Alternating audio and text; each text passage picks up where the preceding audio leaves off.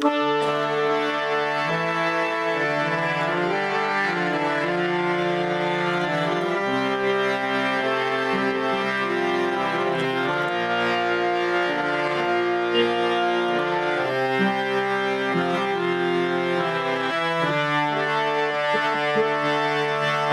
Radha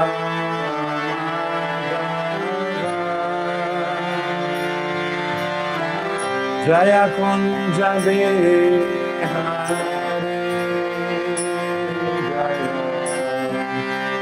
Jaya Bihari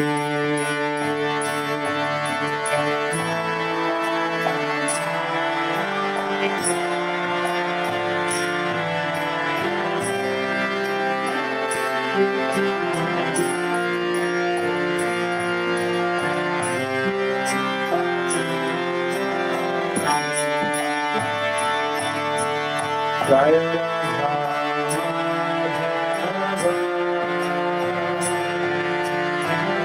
Jaya Kunja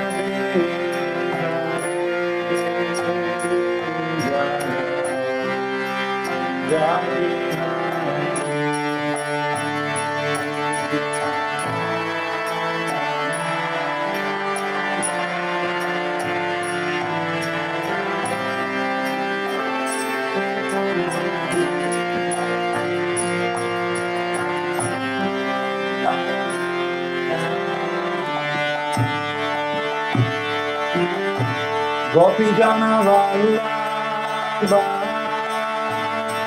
Jaya Girivara Jaya Girivara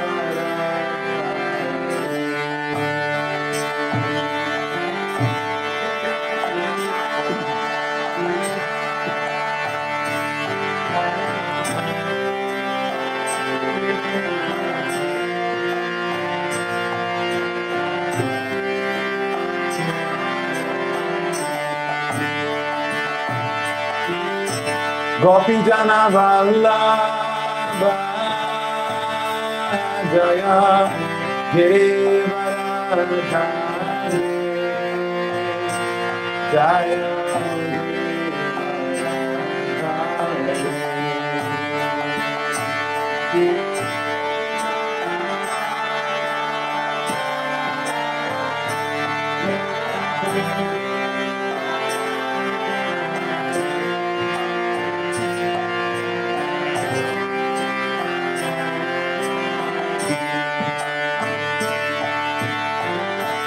Yashodanandana Jaya Raja Jaya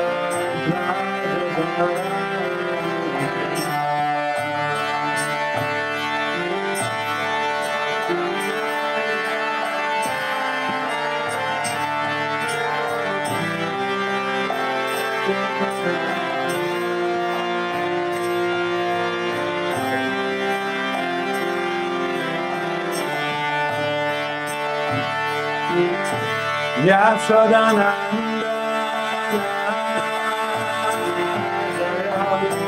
Jaya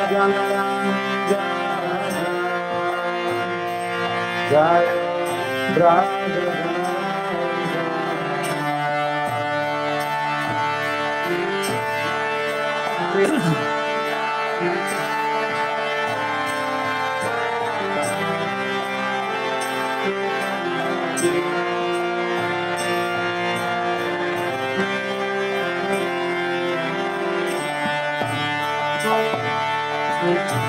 Yamuna Tiravanachare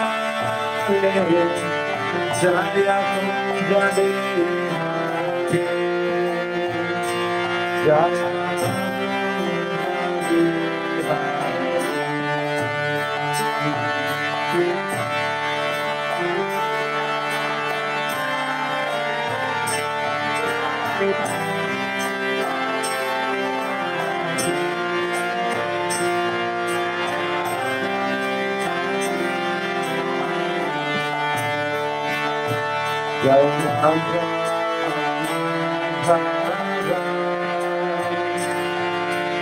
Jaya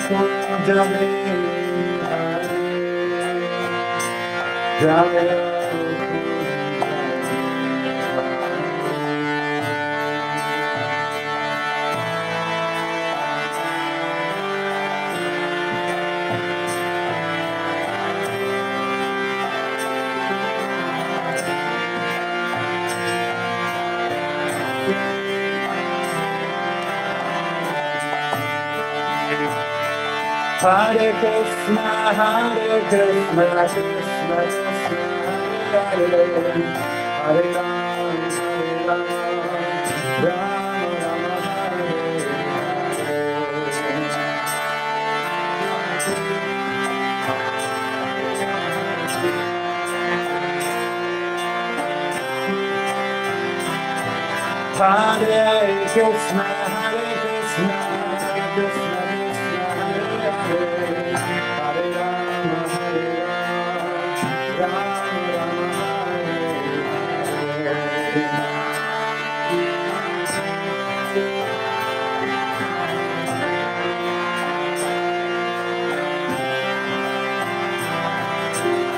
Hare Krishna, Hare Krishna, Krishna Krishna, Hare Hare Rama, Rama Rama,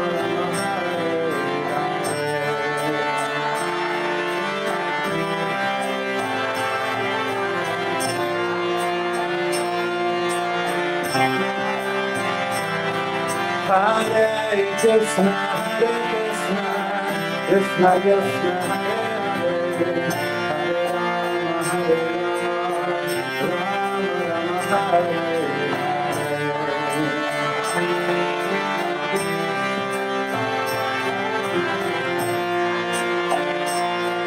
Krishna, Hare Krishna,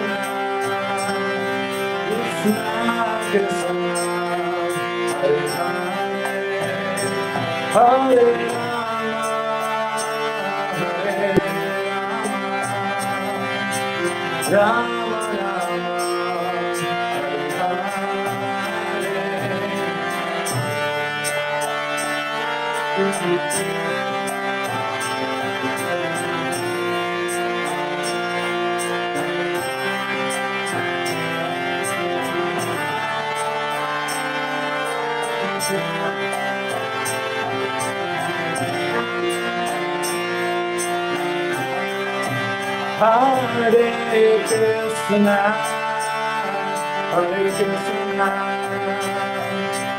Krishna Krishna, Hare Hare, Hare Rama, Rama Rama, Hare Hare.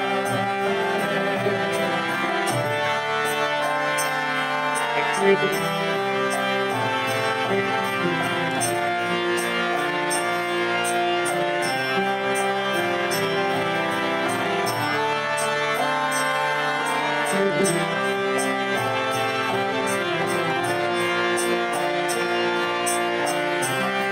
Krishna Krishna, Hare Hare, Hare Rama, Rama Rama, Hare Hare.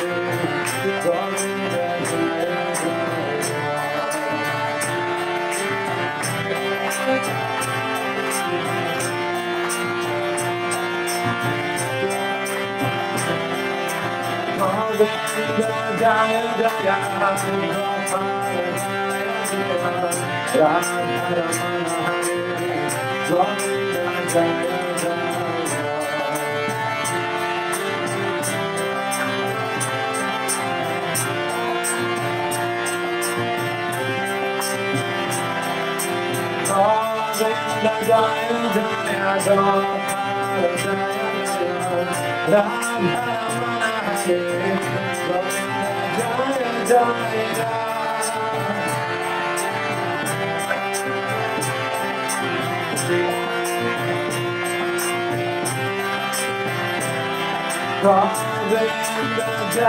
Jaya Jaya Radha Govinda Jaya Jaya.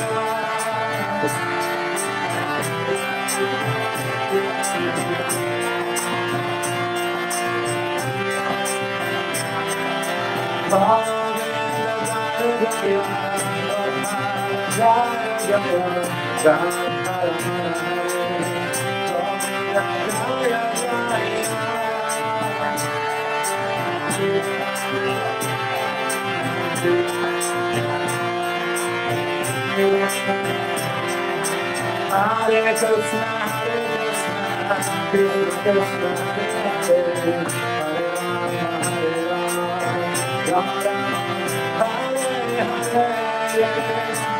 Hare Krishna,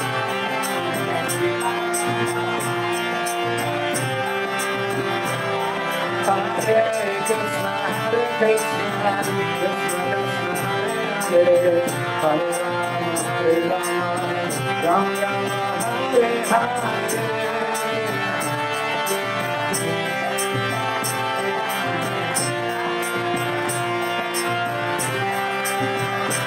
Hare Krishna,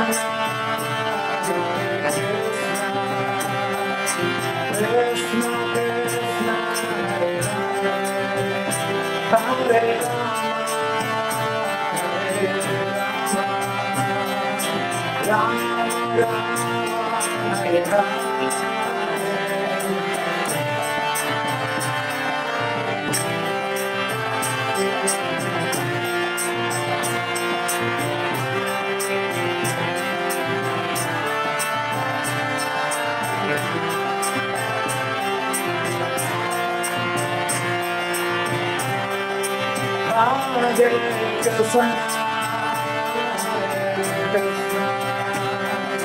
Hare Krishna, Krishna Krishna, Hare Hare, Hare Rama, Hare Rama,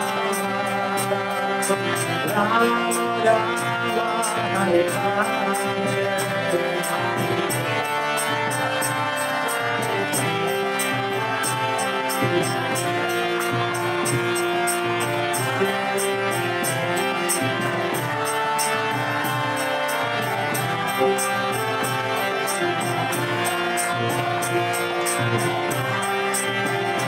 Jaya Radhe Shyam, Radhe Shyam, Jaya Radhe Shyam.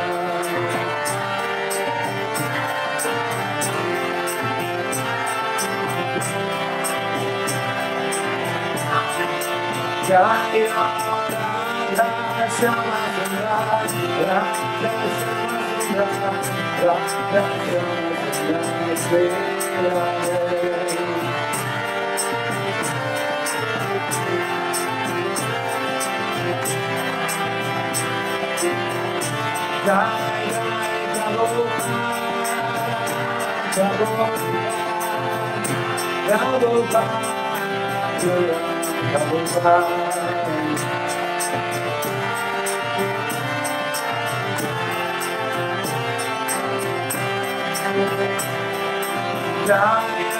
Jaya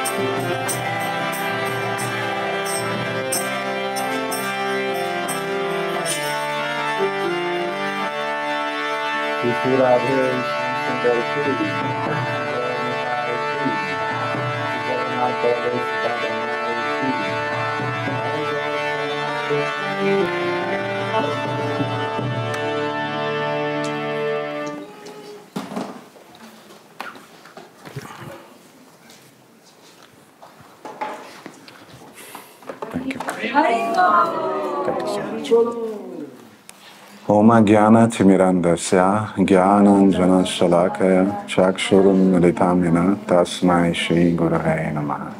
Shri Chaitanya Manobishtam Stapitam Yena Bhutale Swayam Rupa Kadamaham Dadati Svapadantikam. Vancha Kalpatarubhischa Kripa Sindhubevacha Patitanam Pavanibhyo Vaishnavibhyo Namo Namaha. Jai Shri Krishna Chaitanya Prabhu Nityananda Shri Advaita Gadadhara Shivasadi Gaura Bhakta Vrinda.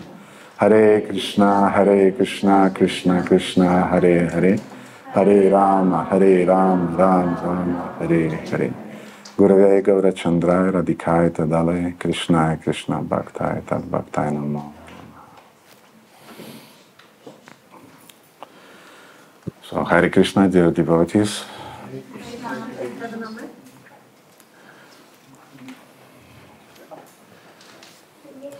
First of all, I'd like to thank Nrsimha Krishna Prabhu for inviting me to this wonderful festival.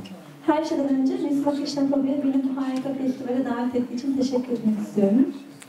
It's really a great pleasure to see such nice Vaishnavas here in Istanbul and Turkey in general.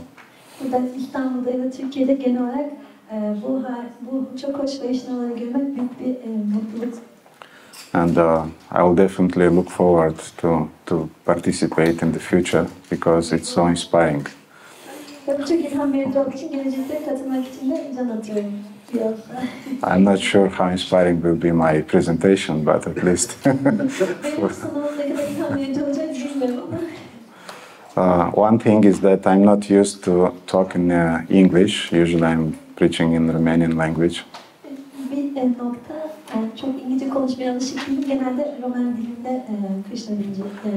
But I think that's Krishna Mala's Mataji's problem. I mean, she'll have to find out how to translate those words.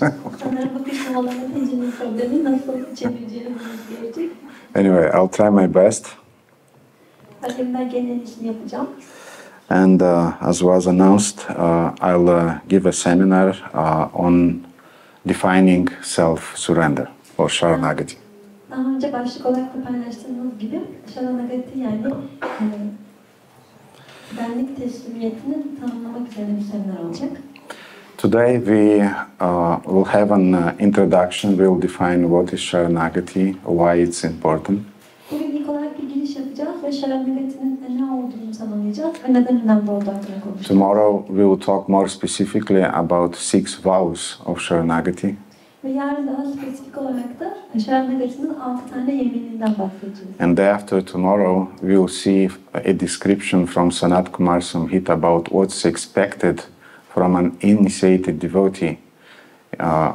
Actually, it's expected a high level of Sharanagati or surrender, and we'll see different aspects of those surrendering things. Ve yarın ondan sonraki günde Sanat Kumar Samhita'dan açıklandığı gibi aslında inisiyasyon almış bir adamdan ne ölçüde teslimiyet beklendiği hakkında konuşacağız. Aslında inisiyasyon alan bir kişiden büyük bir seviyede uzun also to keep you in your consciousness, I will also tell a few stories. Ve aynı zamanda sizin bilincinizi uyanık tutmak için de bazı hikayeler anlatacağım. So I'm sure many of you you heard this phrase many times. Just surrender, Prabhu, or just surrender, Mataji. Belki birçoğunuz bu şeyle karşılaşmışsınızdır bu deyimle. Teslim ol sadece Mataji, teslim ol sadece Prabhu gibi. Who heard this? Bunu diyen kimse oldu mu şu ana kadar? It's, I mean, it's one of the Mahavakyas of ISKCON. Bu ISKCON'un Mahavakyalarından bir tanesi. It's a great sutra. It's a great appeal. Just surrender. Büyük bir sutra gibi, yani büyük bir yaklaşım gibi, sadece teslim ol. Everything is in Krishna's hands. Her şey Krishna'nın ellerinde. And in some cases, such affirmations are supported by quoting different famous verses. Ve bazı durumlarda da çok ünlü bazı kıtalardan alıntı yaparak bunun desteklendiğini görüyoruz. Sarva dharma paritaja Prabhu, forget everything, just surrender. Unut her şeyi, teslim ol. And even though this phrase may sometimes be misused, actually it's true. Yani bu bazen yanlış kullanılıyorsa da bu aslında doğru yani. Because surrender is the beginning of the spiritual life, is the middle, and is the end of spiritual life. Çünkü teslimiyet spiritüel yaşamın başlangıcı, ortası ve sonu aynı zamanda. And there is a very nice quote from Srila Prabhupada. I want to present you here on the slide. You can see it. Çok güzel bir kıta var. Bunu size göstermek istiyorum. I'll read the whole quote and then Mataji Krishnamala will read, will translate it. Ben tüm cümleyi ilk olarak okuyacağım, sonra Krishna'nın So Srila Prabhupada is saying, in our movement, the beginning of the spiritual life is to surrender. If there is no surrender, then there is no advancement. This is the beginning. If surrender is lacking, then there is no beginning even, what to speak of advancement. Şimdi babana şöyle söylüyor. Bizim hareketimizde spiritüel yaşamın başlangıcı teslim olmaktır. Eğer teslimiyet yoksa o zaman ilerleme de olmaz. Bu başlangıçtır. Eğer teslimiyet yoksa o zaman bir başlangıçtan dahi söz edemeyiz, ilerlemeyi bırakın. And in this particular quote, Srila Prabhupada is saying that surrender is the beginning of spiritual life. Ve bu anlatıda gördüğümüz üzere Srila Prabhupada teslimiyetin spiritüel yaşamın başlangıcı olduğunu söylüyor. But we know that actually we reconfirm our surrender actually daily. Ama biliyoruz ki bizim bu teslimiyeti her gün tekrar yapmamız gerekiyor. All the time when we are choosing to complete our 16 rounds daily, this is a sign of surrender. Ve biz her gün 16 turumuzu tamamlamaya karar verdiğimizde bu aslında bir tür teslimiyet oluyor. All the times when we renounce to watch a Hollywood movie, this is a sign of surrender. Ve biz her bir Hollywood filmini izlemeyi bıraktığımızda, ondan vazgeçtiğimizde bu da bir teslimiyet göstergesi oluyor. All the time we are watching a Hollywood movie, it's a sign that we are not so surrendered yet. Ve biz her bir Hollywood filmini izlemeye karar verdiğimizde de henüz o kadar teslim olmadığımıza dair bir işaret oluyor bu. So yes, maybe at some point we felt that we surrendered to Krishna, but daily we will have to reconfirm it through the whole of our spiritual life. Ve biz belki Krishna'ya teslim olduğumuzu düşünüyoruz ama her gün bunu bizim spiritüel yaşamımızın bir parçası haline gelmesi gerekiyor. Thus, Sharanagati or surrender is considered to be a doorway to bhakti, to pure devotional service. O yüzden de Sharanagati yani teslimiyet aslında bhaktiye yani saf adanma hizmetine açılan bir kapı gibi. And since I was aware that our time will be limited because of translation, I did not use a lot of different other quotes about what is surrender from the point of view, what role does surrender play for our spiritual advancement. Zamanımızın kısıtlı olacağını bildiğim için çeviri yapma zorunluluğundan dolayı. O yüzden ben birçok alıntı eklemedim bu sunuma. Yani teslimiyetin ne anlama geldiğine dair. But some acharyas, they are saying that surrender Sharanagati is like a stage on which bhakti is performed. If you don't have a stage, you don't have a play. Yani ama bazı açarlarımız diyor ki aslında teslimiyet bhaktinin sergilendiği o sahne gibidir. Eğer sahne yoksa oyunda sergilenemez. And there are 6 pillars that are maintaining this stage, and about those 6 pillars we will talk tomorrow.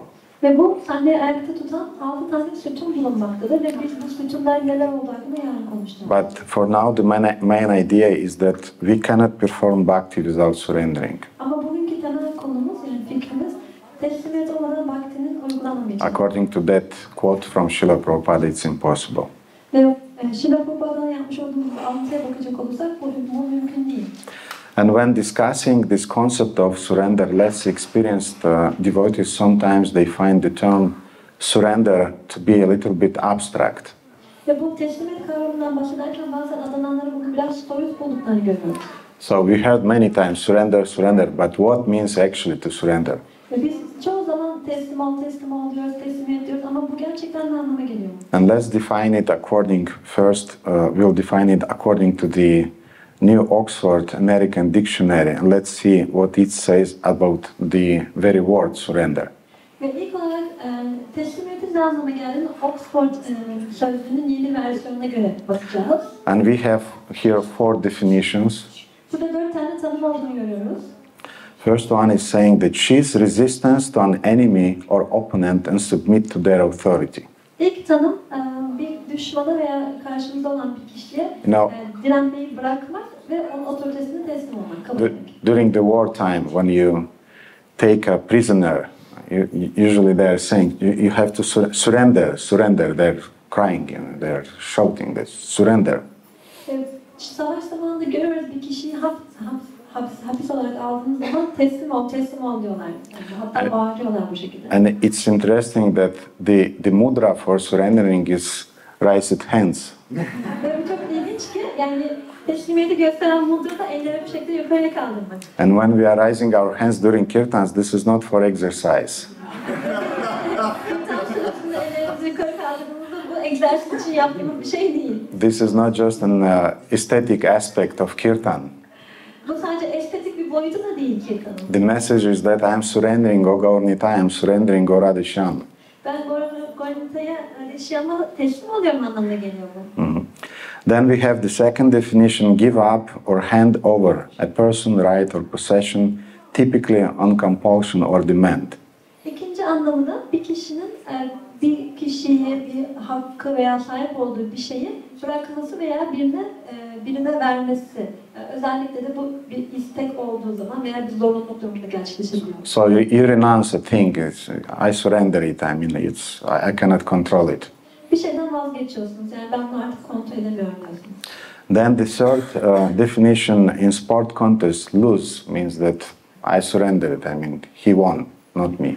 Üçüncü tanımda ise bir spor müsabakasında bir kişinin kaybetmesi anlamına geliyor. Tamam diyor, teslim oluyorum, bırakıyorum. And the fourth one is abandon oneself entirely to a powerful emotion or influence and give in.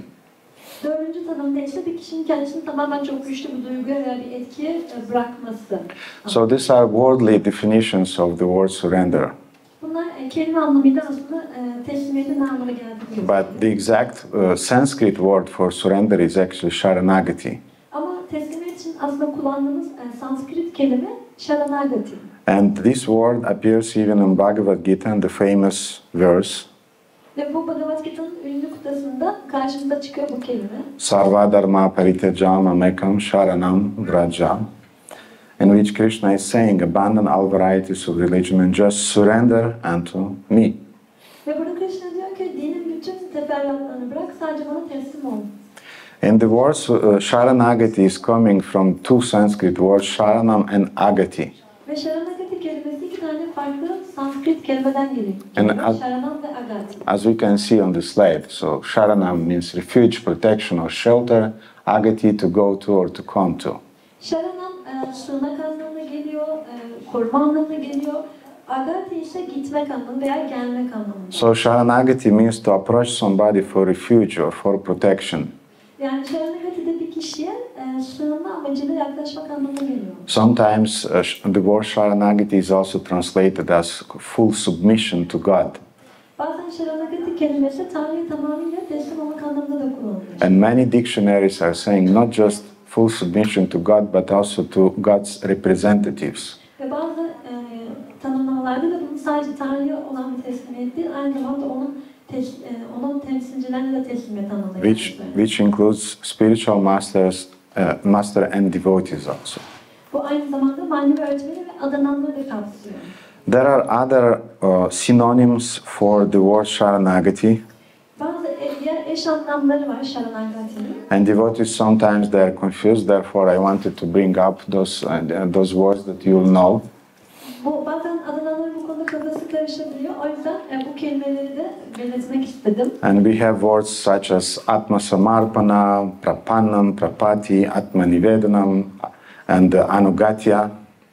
Bu tür kelimeler de var. I put Atma Samarpana twice, anyway. But we have another common word for the yoga cycles is Ishvara Pranidhana. Yoga çevrelerinde daha sıkça kullanılan bir diğer kelime daha var. Bu da Ishvara Pranidhana. And Patanjali is using this Ishvara Pranidhana.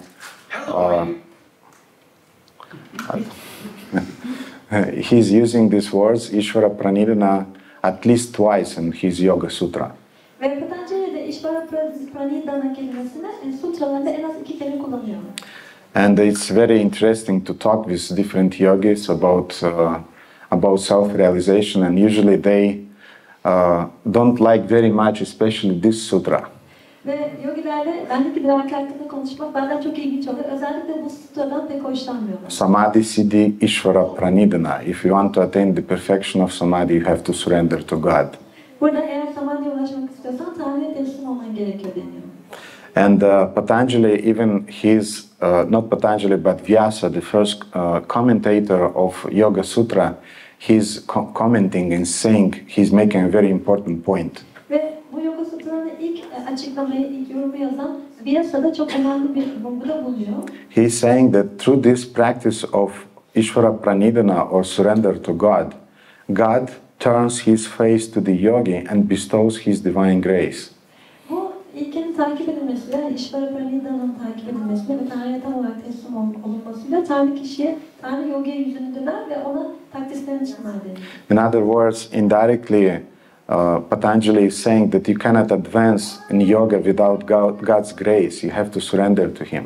Yani aslında Patanjali ile yogada Tanrı lütfu olmadan ilerleyemezsin, ona teslim olman gerekiyor diyor. We could talk a lot about the sutra, but I want to come back to these terms. Bu sutra hakkında çok konuşacağız ama bu terimlere geri gelmek istiyorum. Because more or less these words, they means the same. Çünkü aşağı yukarı bu kelime aynı anlama geliyor. Sharanagati or prapanam, prapati and so on, they means that you have to sacrifice your stand for independence. Atma, svarpanas, prapanam, prapati aslında kişinin bu bağımsızlık durumundan vazgeçmesi gerektiğini söylüyor. Have you seen? We have nothing in our life. Görüyoruz ki bizim hiçbir şeyimiz yok hayatımızda. There is an illusion that we are possessing things. Bir şeye sahip olduğumuzu düşünmek aslında bir yanılsama. We are possessing our body, we are possessing our cars and our devices. Yani bedenimize sahip olduğumuzu düşünmek, arabamıza veya aletlerimize bu bir yanılsama. Our health. Sağlığımız. After 40 years, you know, when you become 40, 50, you immediately understand that you don't possess your health, at least. 40-50 yaşında geldiğinizde en azından artık sağlığın sahibinin siz olmadığını anlıyorsunuz. So the only thing that we as a jiva soul we possess is our free will. Biz civalar olarak özgür iradeye sahibiz. And Sharanagati means to use our free will in a right way. Ve Sharanagati de özgür irademizi doğru şekilde kullanmak anlamına geliyor. Sharanagati means to reject this concept of aham, ahanta and mamata. Ahanta means mine and me and mine. Yani aslında Sharanagati aham ve ahanta yani ben ve benim kavramlarını reddetmek anlamına geliyor. And Sharanagati also includes conviction that everything that is happening in our life is happening because of Krishna's will. Ve Sharanagati aynı zamanda hayatımızda olup biten her şeyin Krishna'nın iradesi sonucunda gerçekleştiğini kabul etmek anlamına geliyor. Like Narada Muni told to little Dhruva, he told him that you want to go to the forest to search God. Narada Muni'nin aynı küçük Dhruva'ya söylediği gibi o ormana gidip Tanrı'yı aramak istiyordu. And you want to revenge. Ve intikamını almak istiyordu. But actually parishreyas tatas tatata vanmatrena purusha daivapatadishadhyaksa viksheshvara gatim buddha. Means that everything is in God's hands, and even this situation that happened with you, it just happened because this was God's will. Her şey Tanrı'nın elinde ve senin başına gelen bu şey de onun iradesiyle gerçekleşti. Let's discuss this concept of Sharanagati a little bit from another point. Şimdi bu Sharanagati kavramını biraz farklı bir açıdan çalışalım. There is a very nice verse in famous actually verse in Katha Upanishad that Srila Prabhupada often was using during his classes. Katha Upanishad'da Srila Prabhupāda'nın dersleri sırasında sıklıkla kullandığı bir kıta var, çok ünlü bir kıta bu. Is the famous verse Utishta Jagrata Prapyam Varam Nibodat Kshurasya Dara Nisitam Durateya. And the verse is saying that wake up, come to your senses. The path of spiritual realization is difficult and sharp like an edge of a razor. Be attentive, accept the shelter of a realized spiritual master and obtain transcendental knowledge from him. Uyan ve duyularına geri dön. Benlikle spiritüel idrakin yolu zordur ve aynı bir bıçak sırtı gibidir. Dikkatli ol ve benlik idrakine varmış spiritüel bir öğretmenin sığınağını kabul et ve ondan transcendental bilgiye edin. So we have a thesis here. It's difficult and sharp like a razor. Burada bir tezimiz var. Yani o zor ve aynı bir bıçak sırtı gibi keskin. The path of spiritual advancement is not easy. Spiritüel ilerleme yolu kolay bir şey değil. From another side, we see antithesis. We see a verse from Srimad Bhagavatam, in which it said that, O king, one who accepts this process of devotional service to the Supreme Personality of Godhead will never blunder in his path in this world, even while running with eye closed, he will never trip or fall. Buna antitezi olan başka bir kutu olduğunu görüyoruz Srimad Bhagavatam'da. Burada da ey kral deniyor. Tanrı yüce şahsın adamla hizmet sürecini kabul etmiş bir kişi hiçbir zaman bu dünyada yolundan şaşmaz. O gözleri kapalı bir şekilde koşuyor olsa dahi hiçbir zaman ayağa takılmaz veya düşmez. So in other words, antithesis, it means that the path is really easy. Buradaki antitez de bu yolun çok kolay olduğunu söylüyor. And then we have the synthesis. Ve burada da bir sentez olduğunu görüyoruz. It's easy with one condition, O belli bir koşulda kolay. that you surrender, Teslimiyet olması durumunda. that you accept the anugatya, or it means that you accept the authority, you accept the guidance. Anugatya yani eğer otoriteyi ve onun sınavını kabul ediyorsanız. So when you are practicing your spiritual life under the guidance of the Lord or the spiritual master and Vaishnavas, then the path is easy. Eğer siz spiritüel yolculuğunuzu Vaishnava'nın, Tanrı'nın veya onun temsilcisi manevi öğretmenin liderliğine, rehberliğine yapıyorsanız o kolay bir hale gelir. If you are trying just to go by your own power, then it's not easy. Eğer kendi gücünüzle bunu başarmaya çalışırsanız bu kolay olmayacaktır. So in that sense, Sharanagati means to consider Hari, Guru and Vaishnavas to be the only shelter and to be the only support and hope in our spiritual life. Yani Anugatya Sharanagati, Hari, Guru ve Vaishnavaların bizim manevi hayatımızdaki tek destek ve sığınak olarak görmemiz anlamına geliyor. It's very interesting how the Vedas are describing 10 types of shelters that we are trying to accept in our life. Vedalarda hayatımızda kabul etmeye çalıştığımız 10 tane farklı sığınaktan bahsediliyor. I put it on the slide, it will be easier for you to follow. Burada slide'a koydum bunu daha kolay bir şekilde takip edebilmeniz için. So the first shelter that we are trying to accept is called Sharira Ashraya. Kabul etmeye çalıştığımız ilk sığınak Sharira Ashraya. We are trying to accept the shelter of our physical body, Biz fiziksel bedenimize sığınmaya çalışıyoruz. Bunu kabul etmeye çalışıyoruz. the longevity of our life also. Sorun. Longevity. Ve uzunluğu yani ömrümüzün uzun olmasını istiyoruz. Then, but of course we know that our body is fallible. Ama tabii ki biliyoruz ki vücutlarımız sınırlı yani. At the end we will see how all of those things are fallible actually. Nihayetinde sonunda bunların hepsinin aslında geçici olduğunu ve sınırlı olduğunu göreceğiz. Then the second shelter is called Bala Ashraya, which means shelter on one's own physical strength. İkincisi de Bala Ashraya yani bir kişinin fiziksel gücüne sığınmaya çalışması. Buddhi Ashraya, shelter on one's own intelligence. Buddhi Ashraya bir kişinin kendi zekasına sığınması. I think you observed that all the time when we are not inclined to surrender and to accept devotees' will, usually we are relying on our own intelligence. Bunu gözlemlemişsinizdir. Adananların rehberliğine sığınmak istemediğimizde böyle bir eğilimimiz olduğunda kendi zekamıza sığınıyoruz. We believe our own reason more than the experience of Vaishnavas or the experience of even the spiritual master. Kendi aklımıza Vaishnavaların deneyimlerinden veya hatta manevi öğretmenimizin deneyimlerinden daha çok inanıyoruz. Therefore, try to think how these things apply to you, because this is actually what's happening when we don't want to surrender. We accept the shelter of one of those things. Mesela bunların sizin hayatınızda nasıl yer aldığını düşünmeye çalışın. Çünkü biz teslim olmak istemediğimizde bunlardan birine sığınıyoruz. Manusha Ashraya means the sheltering people or in the family members. Manusha Ashraya insanlara veya aile üyelerine sığınıyor. Friends and parents and sons, daughters and so on. Arkadaşlar, anne babalar ya da oğullar veya kızlar. Bhaga Ashraya, sheltering in our money and accumulated wealth.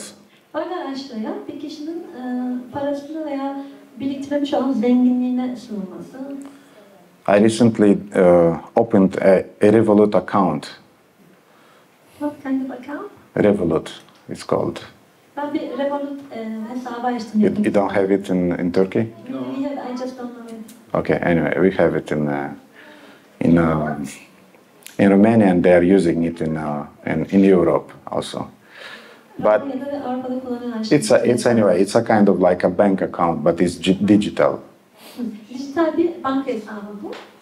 And I immediately felt very, very nice. I mean, Kendimi aslında çok iyi hissettim. because it was the first time in 30 years that I opened a bank account. Çünkü 30 yıl içinde ilk defa bir hesap açmıştım. Before that, all my money was in my wife's hands. Ondan önce bütün param karımın kontrolü altındaydı. It was safe. It was safe. Bu güvenliydi. But I wanted something even more safer. Ama ben daha da güvenli bir şey istedim. So it's called Bagashrine, and you try to accept shelter of your wealth, of your possession, of your bank account. Buna da bagaj deniyor. Banka hesabınıza asılmak istiyorum. Not Krishna anymore is controlling your life. You yourself is your card are controlling your life. Krishna kontrol etmiyor artık hayatınızı. Sizin bankanız ve kartınız kontrol ediyor. People who are more sattvic, they are trying to accept the shelter of pious activities, dana, shraya. Daha sattvik olan kişiler yapmış oldukları erdemli faaliyetleri sığınmaya çalışıyorlar. Buna da dana aşraya deniyor. Then we have pitra shraya, which means shelter of our ancestors. Ve pitri aşraya, yani atalarımıza sığınmak. And maybe in the Abrahamic cultures, we are not so much into worshipping our ancestors. Ve belki Abrahamic dinlerde bu çok fazla yok, yani atalarımıza sığınma geleneği. But some years back we visited Bali, and on Bali people are worshipping spirits of their descended ancestors, died ancestors. I mean, at every corner they are worshipping their souls. Ama birkaç sene önce Bali'yi ziyaret ettiğimizde onların hep atalarının ruhlarına ibadet ettiklerini gördük. So they are not so much in worshipping God, but they are in worshipping this kind of like souls, departed souls, and they're depending on them. Onlar tanrılara ibadet etmiyorlar ama ayrılmış olan o ruhlara, yani atalarına ibadet ediyorlar daha çok. Or this also can manifest as a belonging, a feeling of belonging to some very high dynasty. Ve bu aynı zamanda çok yüksek bir hanedanın üyesi olma duygusunu da kapsıyor. Or even nationality. Ya da büyük bir ulusun üyesi olmayı. Who are you? Sen kimsin? I'm Romanian, I'm Hungarian, I'm Russian, I'm American. Prabhupada talks a lot about that. Ben Romaniyim, ben Macarım, ben Amerikalıyım. Şila Prabhupada bundan çok bahsediyor. And people who are even more subtle, they're accepting the shelter of different rishis or sages. Ve daha ince olan kişiler de farklı rişilerin sığınağını kabul ediyorlar. Or in other words, they are accepting the shelter of different intellectuals and wisdom. Ve başka bir deyişle diyebiliriz ki onlar bilgeliğe sığınıyorlar. Or maybe in science and in progress. Ya da bilime ve ilerlemeye. You know the story how the servant of Srila Prabhupada left Srila Prabhupada when everybody was watching how they so-called descended on the moon, and Prabhupada was completely uninterested. And the servant of Srila Prabhupada, the next morning he just left. Bunu biliyorsunuz da belki Srila Prabhupāda'nın bir asistanı vardı, hizmetkarı vardı ve herkes Ay'a inildiği için çok heyecanlanmış bir durumdayken Srila Prabhupāda'nın buna hiç ilgi göstermediğini gördüğü için sonraki sabah Srila Prabhupāda'nın hizmetini bırakmıştı. And why? Because he had more faith in science than in Srila Prabhupada. Çünkü bilime olan inancı Srila Prabhupāda'ya olan inancından daha güçlüydü. And finally, Devashraya. Devashraya means shelter of demigods or worshipping different cosmic forces. Ve son olarak da Devashraya, yani yarı tanrılara sığınmak veya kozmik güçlere. And tomorrow we will come to that and we will see that even we as devotees, we have this tendency. Ve yarın bunun hakkında bahsedeceğiz. Adananların da, yani biz adananların da böyle bir eğilim olabiliyor. But anyway, all these 9 types of shelter and support, they are very transient. I mean, they are very temporary. Ve bütün bu 9 tane sığınak aslında çok geçici olan sığınaklar. We have this famous verse from second canto of Srimad Bhagavatam. Prabhupada also used to quote it a lot. Srimad Bhagavatam'ın 2. kantosundan bu ünlü kıtayı görüyoruz şimdi. Srila Prabhupada da bunu çok fazla kullanıyordu. And the verse is saying that persons devoid of Atma Tattva do not inquire into the problems of life, being too attached to the fallible shoulders like body, children, and wife, and actually all those 9 types of shelters that we described. Although sufficiently experienced, they still do not see their inevitable destruction. Alt tatvaya sahip olmayan kişiler bedenleri, çocukları ve eşleri gibi aslında yeniler olan askerlere çok fazla bağlanmış oldukları için hayatın gerçek problemlerini araştırmazlar. Onlar yeterince deneyime sahip olmalarına rağmen yine de kaçınılmaz olan yıkımlarını görmezler. Aslında bu beden, çocuk ve kadınlardan bahsettiğimde bu 9 tane sığınaktan da bahsetmiş oluyoruz. So fallible soldiers, it means that you cannot like, who was that? I think maybe it was Alexander the Great. He said that give me 40 very nicely educated soldiers and I'll win the war. And I don't need thousands of uneducated soldiers on which you cannot rely. Yani bu aslında yenilecek olan askerlerden bahsediyoruz. Bir generalden bahsediliyor. Yani bana 40 tane eğitimli asker versen yeter. Binlerce eğitimsiz asker yani. And fallible means that you cannot rely on them. Fallible. Çünkü yenilecek olan askerlere dayanarak savaşa çıkamaz. So in that way, Vedas are teaching us that the only real shelter is actually the 10th type of shelter described in the Vedas. O yüzden de Vedalar bize sığınabileceğimiz yani gerçekten geçerli olan tek sığınak 10. sığınak olduğunu. And this is called Guru Krishna Pada Ashraya, or shelter accepted by surrendered soul of Krishna and of the spiritual master.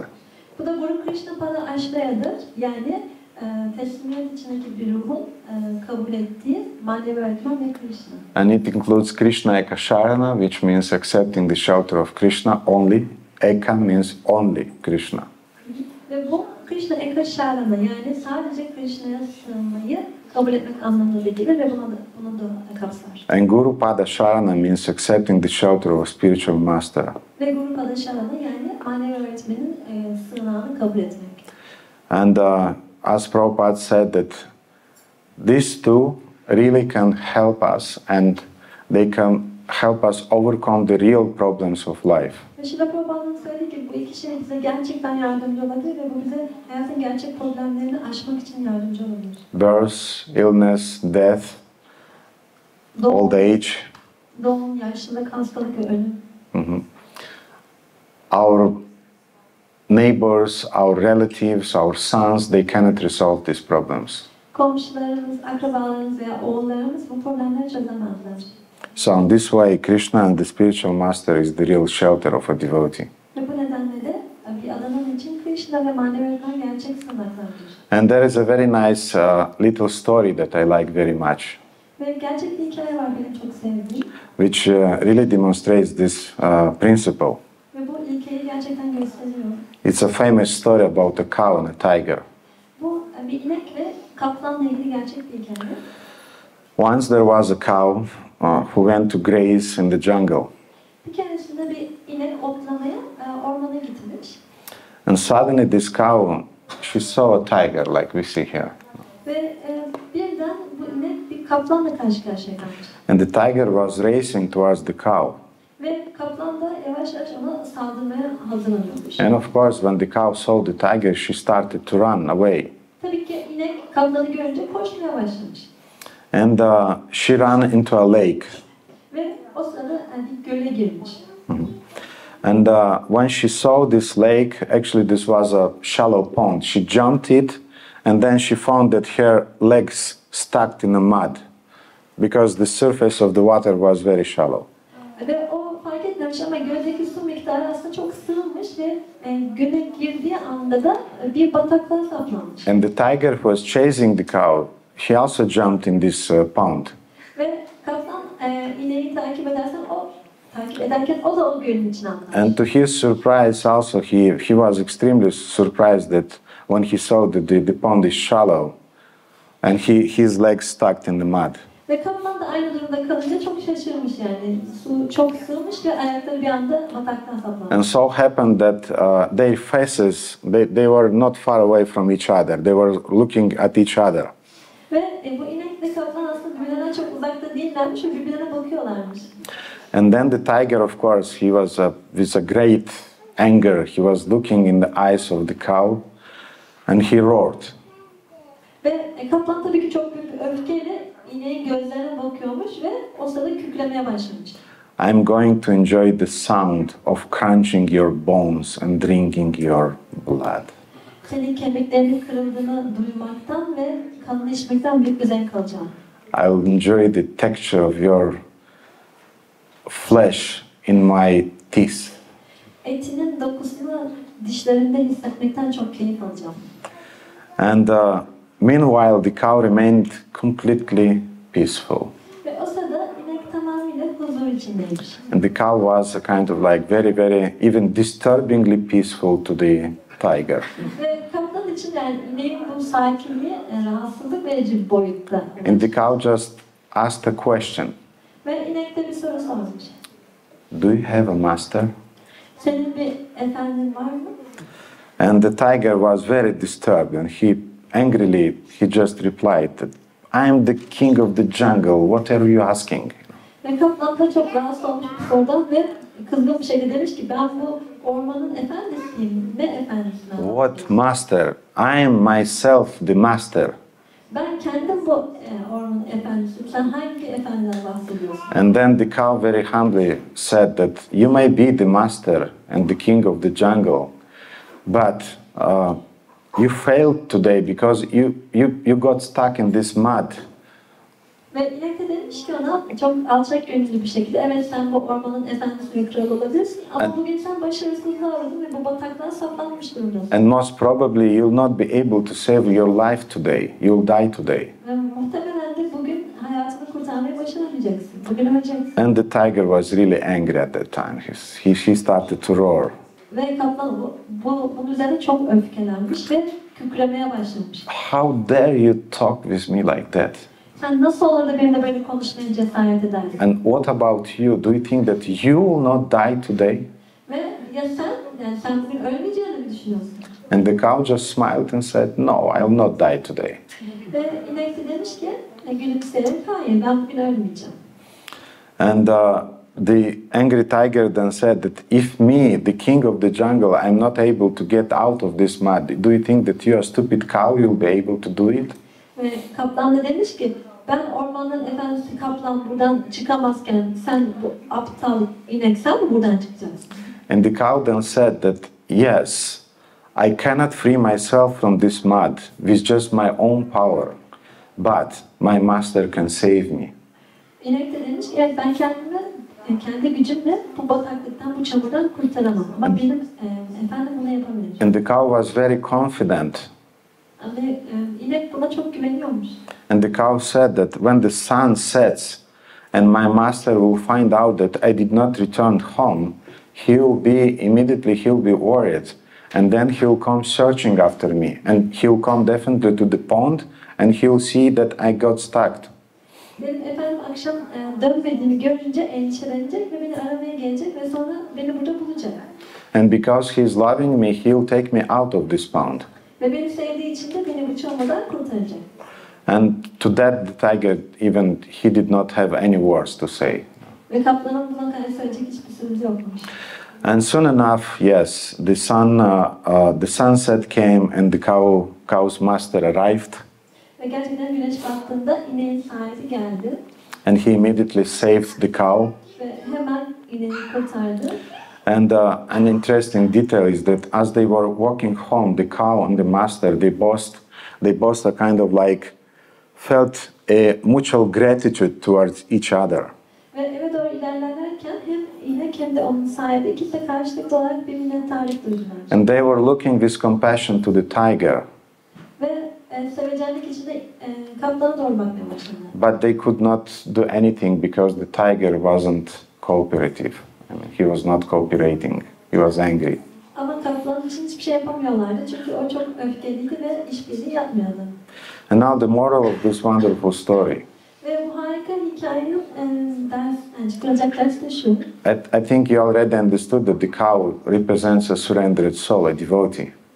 Sanırım şimdi kadar anlamışsınızdır. Bu inek yani teslim olmuş bir adının bir ruhu temsil ediyor. And the mindset of a devotee is yes, with just my power I'm not able to save myself. Ve adananlar da böyle düşünüyorlar. Evet, ben sadece kendi gücümle kendimi kurtaramam.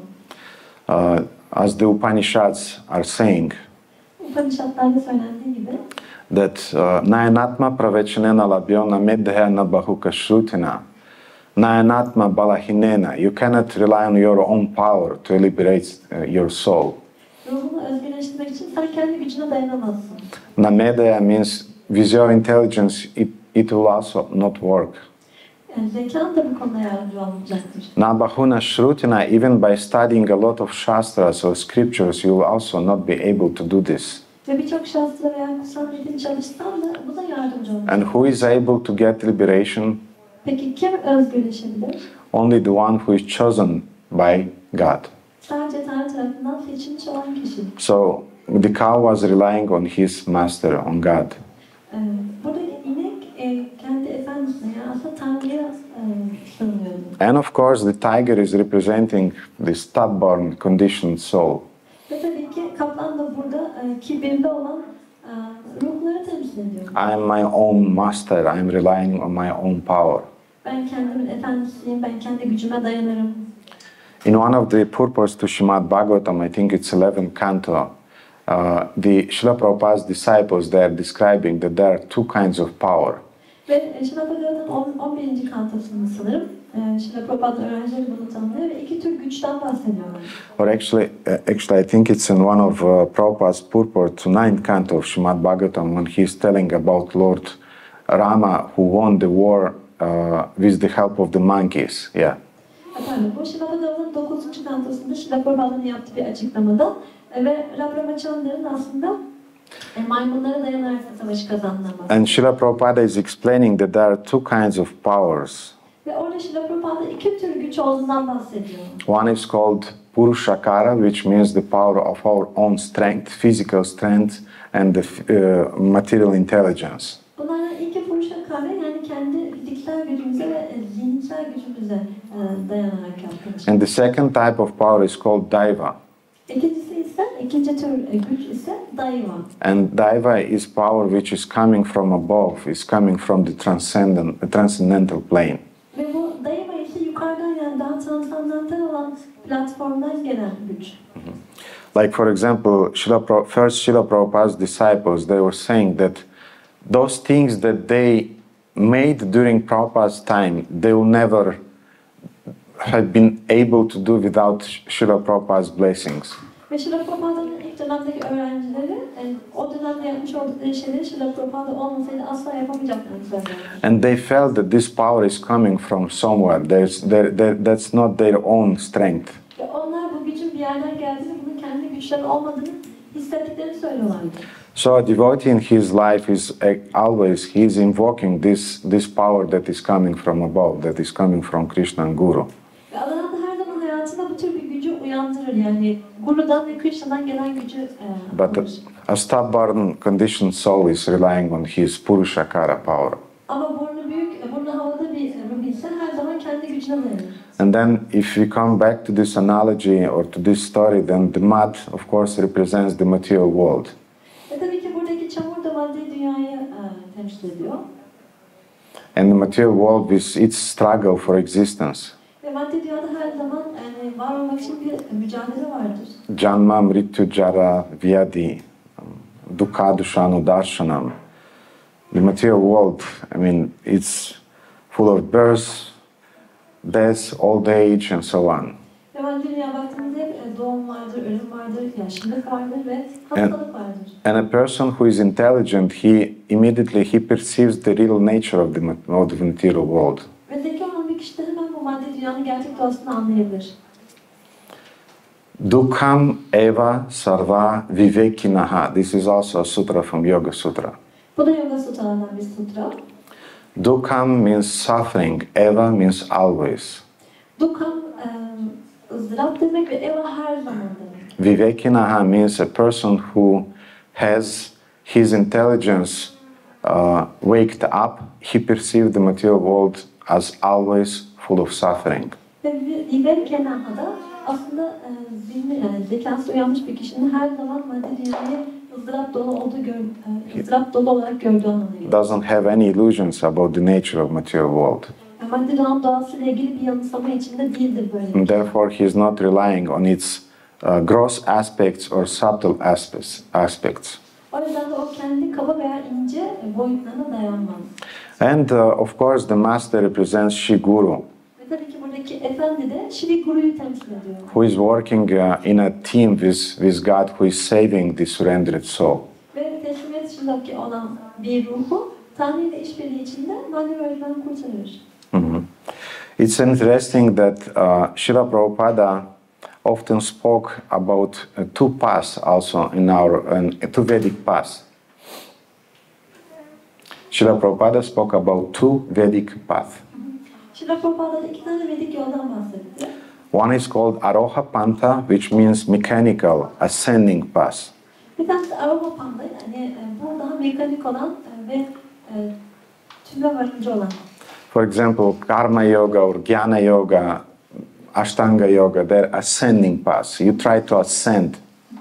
Karma Yoga gibi, Jnana Yoga gibi yukarı doğru ilerlemeye çalıştığınız, yükselmeye çalıştığınız yollar var. Somebody is trying to rely just on his own knowledge, on his own power. Bir kişi kendi gücüne, kendi bilgisine dayandığında yani ve bu şekilde ilerlemeye çalıştığında bu yolu seçmiş oluyor. And we have Avaroha Pantha, which means the descending path, Bhakti. Bir de Avaroha Pantha var. Yani yukarıdan aşağı doğru ilerleyen bir yol, And Bhakti. we are discussing these things just to understand what is the foundation of surrender, why it's important to understand the need of surrender.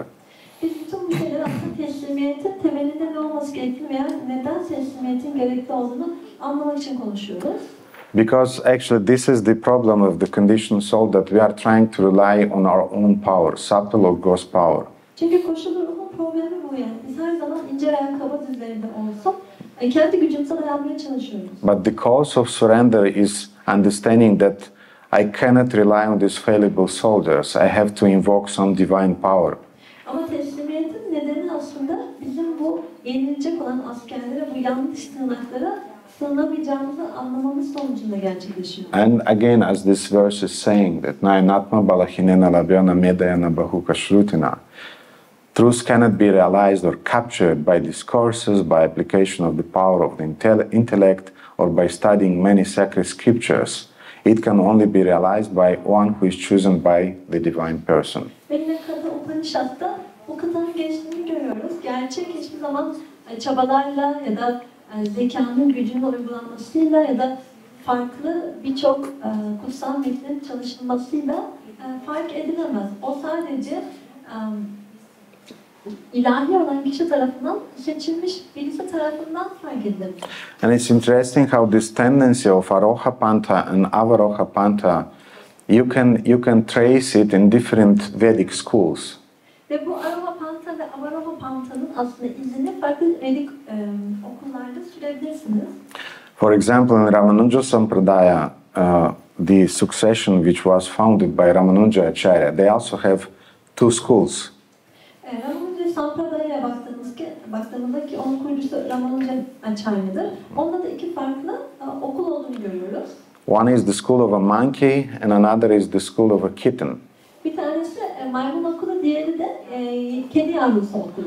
So the Vedakalai school of a monkey, it was founded by Vedanta Deshika Acharya.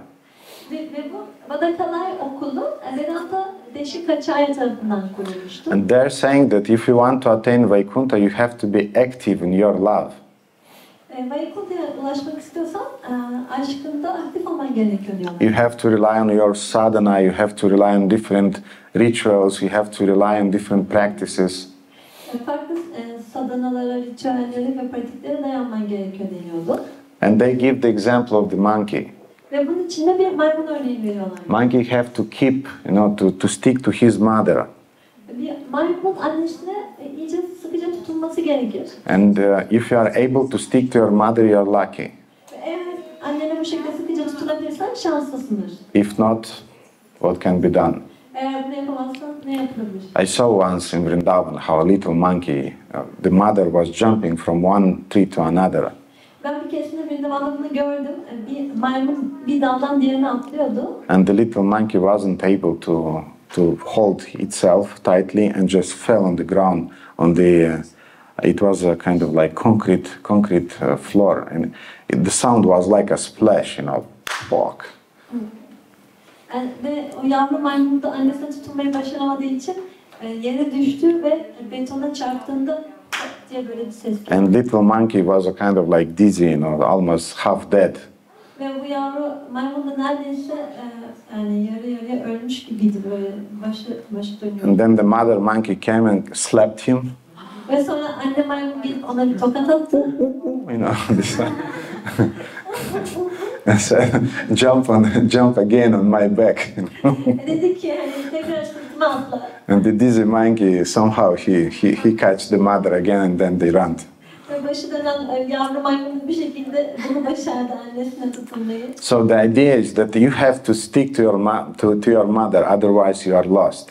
Ve buradaki temel fikir de bu yani. Annene bir şekilde tutunman gerekiyor, yoksa In other words, yes, in other words, you have to practice sadhana, you have to do something yourself. Yani burada bir diğer deyişle sadhananın güçlü olması gerekiyor ve bir şey yapman gerekiyor. You have your part to play in this spiritual advancement. Spiritüel ilerleme için senin de oynaman gereken bir rol oldu. And then the opposite school is called the Tenkalai school, or the school of a kitten. Diğer okulsa Tenkalai okulu, yani kedi yavrusu okulu. And they are saying that we only have to think that we belongs to him. Onlar da diyorlar ki biz sadece ona ait olduğumuzu düşünmeliyiz. And then God will do whatever is necessary for our spiritual advancement. Ve sonra da Tanrı bizim spiritüel ilerlememiz için ne gerekiyorsa onu yapacaktır. So in other words, you have to rely on kripa, on mercy. Yani bir diğer deyişle bizim kripaya, yani merhamete dayanmamız gerektiğini söylüyor. And I want to show you a very nice quote from Srila Shivaram Swami from his Purport to Vilap Kusum Majali. Ve burada da Srila Shivaram Swami'den çok güzel bir alıntı yapmak istiyorum. Srila Vilap Kusum Majali'nin 8. kıtasına sunmasında. He's writing, he's saying that however one may try to perfect his sadhana on the merits of self-control and intelligence, without Krishna's mercy, all of one's endeavors will remain fruitless. The prime cause of success in bhakti is mercy, and one who is not blessed with such mercy is unfortunate indeed. Ne kadar bir kişi sadhanasını kendisini kontrol ederek ve zekasını kullanarak mükemmelleştirmeyi denese de Krishna'nın merhameti olmadan bir kişinin bütün çabaları meyve vermeden kalacaktır. Ve Bhakti'de başarının esas nedeni merhamettir. Ve bir kişi eğer böyle bir merhametle takdislenmemiş durumdaysa o kişi esasında talihsizdir. And of course, our previous acharyas and Srila Prabhupada, they were talking about the importance of sadhana, of putting an effort in order to advance spiritually. Ve bizim önceki acaylarımız Srila Prabhupada da aslında sadhananın ve bir çaba harcamanın ne kadar önemli olduğundan bahsetmişlerdir. But still, Srila Prabhupada was more inclined to rely on surrender to God than on our own power of performing sadhana. Ama yine de Srila Prabhupada Tanrı'ya dayanmayı kendi sadhanamızın gücüne dayanmaktan daha çok önemsiyor. And we know that our ability to make sadhana, to perform sadhana is just a joke, I mean. Ve bizim sadhana pratiğimiz ve bunu uygulama gücümüz de şaka gibi bir şey aslında. If you compare our sadhana with the sadhana of Sri Goswami, our sadhana is just a joke. Yani biz eğer kendi sadhanamızı Altı Goswami'lerin sadhanalarıyla karşılaştıracak olursak bizimki onların da şaka gibi yani. Sanatana Goswami was paying thousands of obeisances to Vaishnava daily. Ve Sanatana Goswami her gün Vaishnavalara 1000 kere hürmetlerini sunuyordu. He was chanting at least 64 rounds of Hare Krishna Mahamantra. Ve Hare Krishna Mahamantrasını en azından 64 tur yapıyordu. He was walking around Govardhan. I don't remember exactly, one time or 3 times, but it was, I mean, something substantial. Long pass around Govardhan, not the short one, but the long one. 26 kilometers. Yeah. Ve aynı zamanda Govardhan etrafında dönüyordu uzun yolda. Bu da 36 kilometre gidilmiş. 1 veya 3 kere tamam. And there's just some external examples. What about internal smarana that they were practicing as a sadhana? Bunlar sadece dışsal bazı yani belirtiler ama içerideki esas yani smaranamlarını düşündüğümüzde. Beside that, he was writing. Ve bunun yanı sıra da yazıyorlardı. And therefore, when we are just, it's another day when we, sorry for the expression, when we killed our 16 rounds again. This is not sadhana. I mean, this is just sadhana bus. It's a shadow of sadhana. Bu şekilde söylediğim için beni affedin ama 16 turumuzu öldürdüğümüz bir gün daha geçiriyoruz. Ama bu gerçekten sadhana bile değil. But still, we have to do it. Ama yine de bunu yapmamız gerekiyor. In order to be apt to preach. En azından Krishna bilincini başkana verebilmek için. Because by preaching we get mercy. Çünkü bunu yaptığımızda elde edebiliriz. And how to find this balance between our own sadhana and mercy, it's another topic. Ve sadhanamızla merhamet arasındaki dengeyi nasıl yakalayacağımız bir başka konu. But I'd like to finish today's discussion with a little story about Srila Prabhupada. Ama bugün dersine Srila Prabhupada hakkında küçük bir hikayeyle sonlandırmak istiyorum. We see here a few nice pictures with Srila Prabhupada. Burada Srila Prabhupa'nın bazı hoş resimlerini görüyoruz. From some morning walks. Sabah yürüyüşlerinden bu resimler. So in one morning, Srila Prabhupada was arrived in a park and he stepped out of his car. Ve bir gün Srila Prabhupada bir parka geliyor ve arabasından çıkıyor. And these pictures are not exactly from that story, but they are representing maximum closely are representing the atmosphere that was happening at that time. Yani bu resimler o olay sırasında çekilmiş resimler değil ama oradaki ruh haline en yakın olan resimler bunlardı. Prabhupada stepped out of his car and he was waiting for other devotees to come to join him and they were supposed to go for a walk.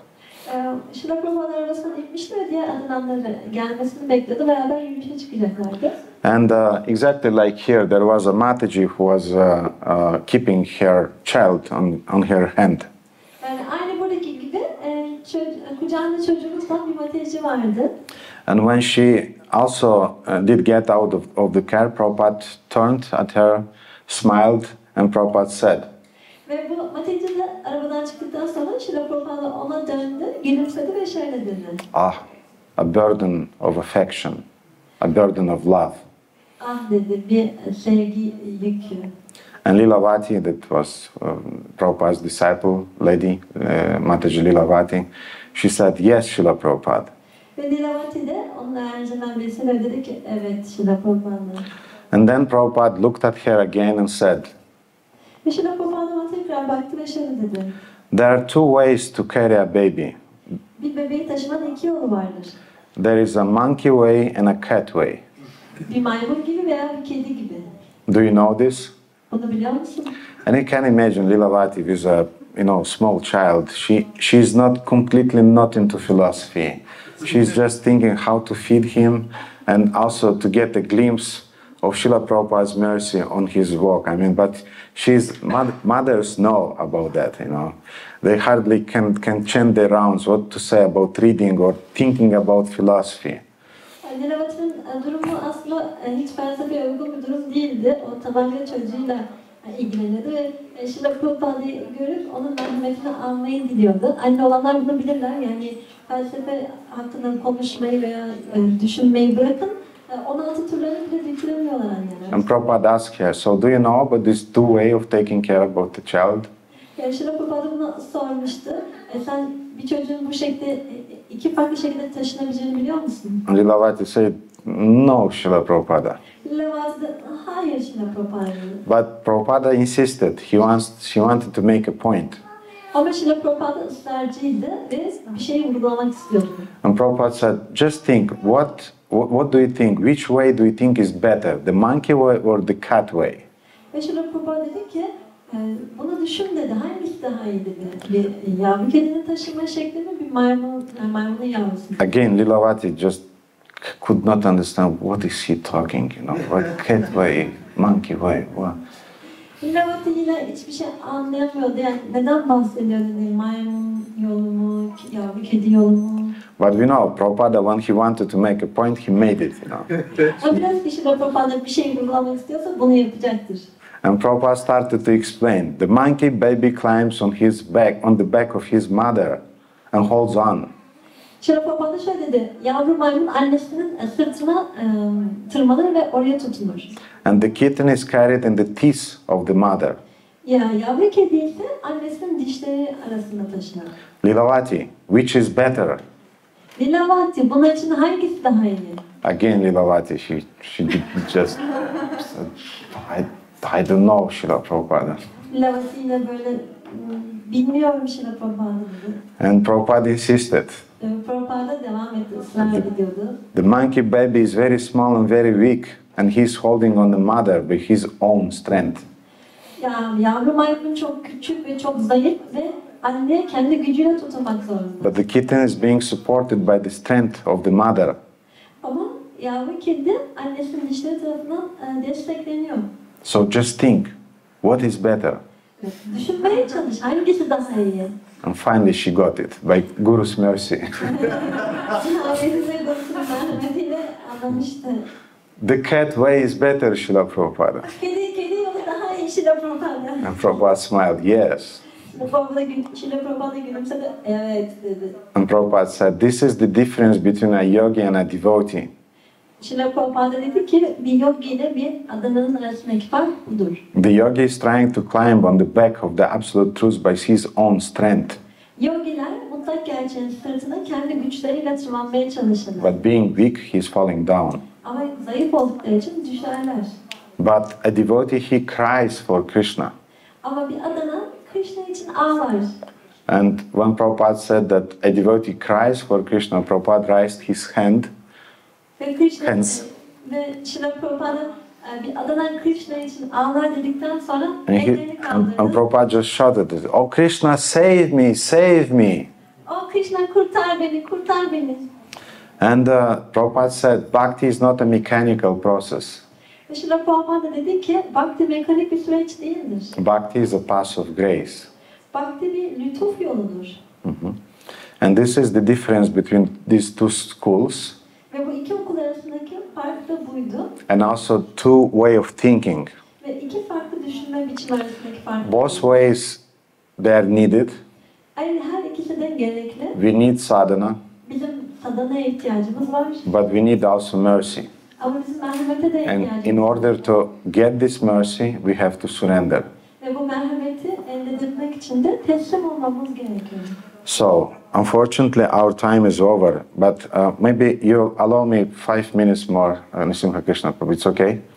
And I just want to show you one very, very wonderful verse from Srila Rupa Goswami. Zamanımız bitti ama bana izin verirseniz 5 dakika daha bu Şila Rupa Goswami'den harika bir kıta var, onu göstermek istiyorum. This shloka, this prayer is actually showing the mindset of a devotee. Bu bir adanın aslında düşünme biçimini gösteriyor bu kıta. And we will see how the same example is appearing in Sanat Kumara Samhita. We will discuss it day after tomorrow. Ve Sanat Kumar Samhita'da da aynı şeyi göreceğiz. 2 gün sonra bunun üzerine konuşacağız. But the verse is very beautiful even from the Sanskrit point of view. Ve bu kıta Sanskritçesine baktığımızda bile çok güzel. Virachayama idandam dina bandhu dayam va gatirihana bhavata kachidanyam masti. Nipatatu shatakutir nirbaram vanavambas tadapi kilapayadastu ete chatakena. O dina bandhu, O friend of the most needy, constantly tormented by thirst, the chataka birds only look for the water coming from the sky. Ey dinabandı, ey en çok ihtiyaç içinde olanların arkadaşı. Hep susuzluktan dolayı acı çekerek çataka kuşu her zaman gökyüzünden gelecek olan suyu bekler. Chataka bird doesn't drink water from the land. Çataka kuşu topraktaki suyu içmiyor. They say that even for 7-8 months, Chataka bird will just fly and will look into the sky and will drink only the drops of water that are falling from the monsoon clouds. 7-8 ay boyunca bile çataka kuşu sadece gökyüzünde uçar ve muson yağmurlarından gelen damlalardan suyu içer. So in the same way, a devotee is not relying on the water from the land or on his own physical or mental power, material strength. Aynı şekilde bir bir adanan da topraktaki su kaynaklarına bağlı değildir. Yani kendi gücüne, fiziksel ya da mental gücüne bağlı değildir. He is relying on the strength that is coming from above. O yukarıdan gelecek olan güce dayanmaktadır. But besides that, there are other details very interesting which are telling about what means to be a surrendered soul. Ve burada teslimiyet içindeki bir ruh olmak ne anlama geliyor? Bununla ilgili çok ayrıntılı bazı tanımlar da var. Whether the thunderbolt strikes or torrents of fresh water shower down, the Chataka birds who drinks only the pure falling rainwater perpetually goes on singing the glories of rain cloud. Şimşek çaksa da ve bütün bu yağmur damlaları yani şamak halinde dökülseler de Çataka kuşu sadece gökyüzünden düşen ve saf olan yağmur suyunu içer ve bu şekilde yağmur bulutlarının yücelikleri hakkında şarkılar söylemeye devam eder. So sometimes you are depending on the cloud, Yani o bulutların you are waiting for the water, oradan gelecek olan yağmuru but bekliyorsun. instead of water, thunders are coming in your head. Ama bu sırada yani şamak halinde yağmurlar geliyor. Who had this experience when you put your life into the hands of devotees or the spiritual master? Kim bu tecrübeye sahip? Yani hayatınızda adananların veya manevi öğretmenin ellerine bıraktığınızda You expect mercy, ve merhamet beklediğinizde but you just get chastised. ve karşınızda sadece bir azar bulduğunuzda This is the test of your surrender. bu sizin teslimiyetinizin testidir. And about that we will talk day after tomorrow. Ve bunun hakkında yarından sonraki gün konuşacağız. But now I just finished the quote. Ama şimdi ilk olarak bu kıtayı bitireceğim. Rupa Goswami is saying, "So am I. You can punish me or comfort me with your grace. I'll accept everything from you. Because in the whole wide world I have no other shelter but you. You can do whatever you want with me." Ben de bu durumdayım. Sen beni cezalandırabilirsin ya da lütfunla beni rahatlatabilirsin. Senden gelen her şeyi kabul edeceğim çünkü bütün bu dünyada tek sığınağım var, o da sensin. Benimle ne yapmak istiyorsan onu yapabilirsin. Srila Prabhupada used to chastise his disciple Shrutakirti Prabhu. Srila Prabhupada öğrencisi Shrutakirti Prabhu'yu çok azarlıyordu. Sometimes very heavily. Bazen de çok ağır biçimde yapıyordu bunu. And Shrutakirti Prabhu, in defense, Ve Shrutakirti Prabhu da kendini savunmak için he was just smiling. gülümsüyordu sadece. And this frustrated Srila Prabhupada even more. Ve bu da Srila Prabhupa'nın moralini daha da bozuyordu. But finally, Prabhupada usually, he appreciated very much that Shrutakirti is not taking grudge. Ama nihayetinde Srila Prabhupada Shrutakirti'nin alınmamasını çok takdir ediyordu. And Prabhupada even sometimes told him that I cannot even chastise you because you are smiling like a fool. Don't smile at me. Ve Srila Prabhupada bazen diyordu ki seni azarlayamıyorum bile çünkü aynı bir aptal gibi gülümseyip duruyorsun. Gülümseme bana. But this humble attitude invoked Srila Prabhupada's mercy again. Ama bu alçak gönüllü tavrı tekrar Srila Prabhupa'nın merhametini uyandırıyor. Why? Because Prabhupada felt that he is a surrendered soul. Çünkü neden? Çünkü Srila Prabhupada onun teslim olmuş bir ruh olduğunu hissediyor. So this should be our attitude towards Krishna and towards spiritual master and towards Vaishnavas also. Bu bizim Krishna'ya karşı, manevi öğretmenimize karşı ve Vaishnavalara karşı saygılamamız gereken tavırdır. This means to be a surrendered soul. Bu teslimiyet içindeki bir ruh olmak anlamında. But again, we'll talk more about that day after tomorrow. Tomorrow we'll discuss 6 vows of Sharanagati, which are very important to understand. Bunu bir sonraki gün konuşacağız ama yarın Sharanagati'nin 6 tane yemininden bahsedeceğiz ki bunlar da çok önemli noktalar. So dear devotees, thank you very much for your attention. Srila Prabhupada ki jai, Shri Radha Sham Sundar ki Radha Govinda Prabhu ki Simha Krishna Prabhu ki